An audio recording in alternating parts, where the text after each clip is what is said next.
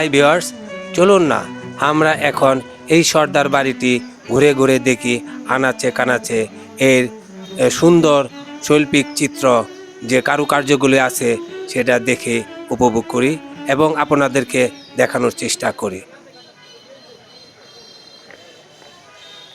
আসসালামু আলাইকুম, আমি আবুল কাশেম, একে ব্লগ পক্ষ থেকে আপনাদেরকে জানাচ্ছি শুভেচ্ছা অভিনন্দন।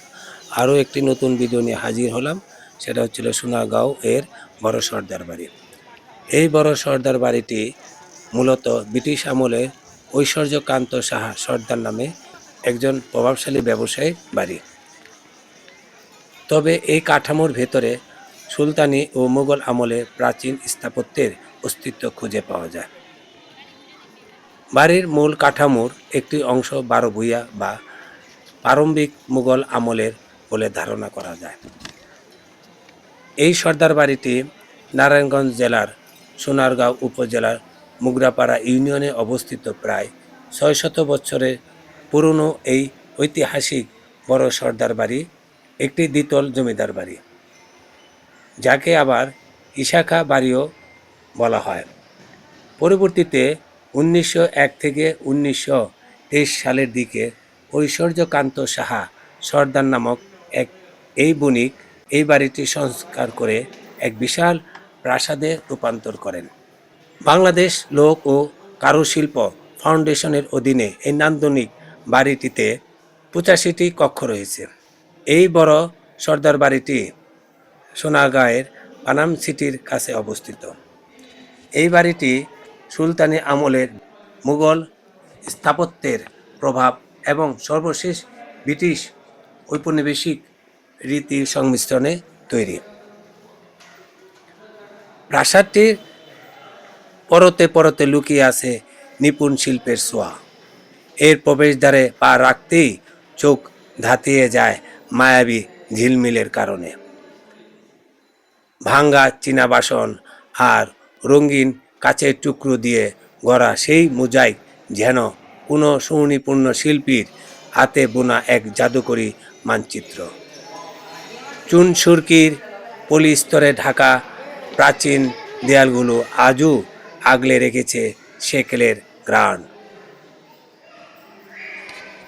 এই বিশাল প্রাসাদের বিভিন্ন কক্ষে রয়েছে প্রাচীন কীর্তি, পুরাতন স্থাপনা নিদর্শন, ঐতিহাসিক ধ্বংসাবশেষ যা হাজার বছরের পুরনো, মানুষের যা অতীত সংস্কৃতি ও ইতিহাসের ধারক। এইসব পুরাকীর্তি দেখে দর্শনার্থীরা মুগ্ধ হয়ে যান। ঘুরে ঘুরে আমি অনেকগুলোই প্রাচীন নিদর্শনগুলো দেখলাম। অনেক জায়গায় দেখা গেল বহু আগে ব্যবহৃত গরু গাড়ির চাকা, বিভিন্ন প্রাচীন যুগে ব্যবহৃত আসবাবপত্র দেখে তো আমি মুগ্ধ হয়ে গেলাম।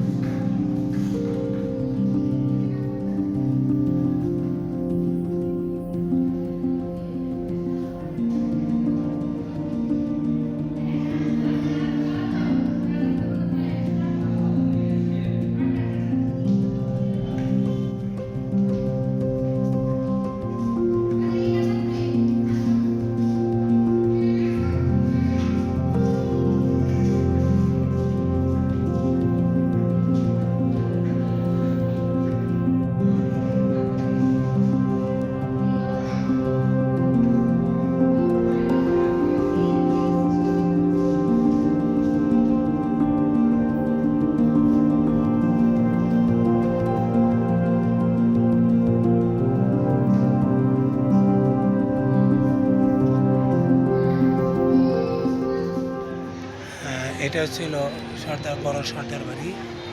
আমি এখন সর্দার বাড়ির পিছনে আছি।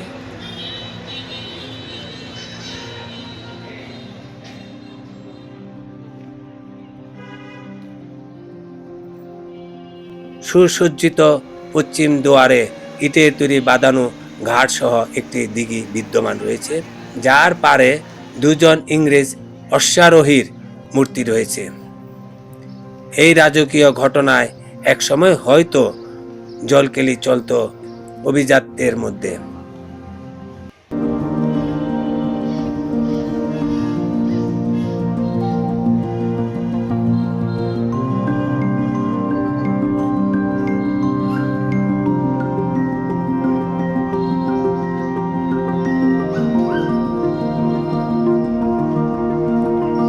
এই স্থাপনাটি প্রায় ২৭,৪০০ বর্গফুট আয়তনে। এই সর্দার বাড়িটি দুই ভাগে বিভক্ত, যাতে ৮৫টি কক্ষ বিদ্যমান রয়েছে। এই ৮৫টি কক্ষের মধ্যে নিচতলায় ৪৭টি এবং দোতলায় ৩৮টি রয়েছে।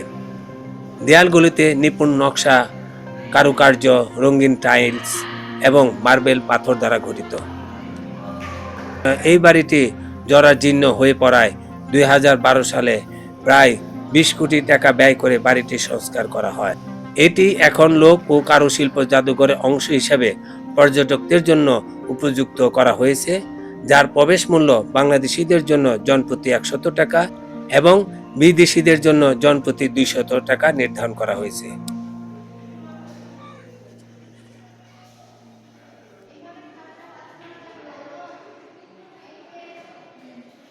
এই সর্দার বাড়ির ভিতরের যে কারুকার্য, তা দেখে মুগ্ধই হতে হয়। সৌন্দর্যে ভরপুর এই সর্দার বাড়িটি। অনেকেই দেখে মনে করবেন এটি একটি জমিদার বাড়ি।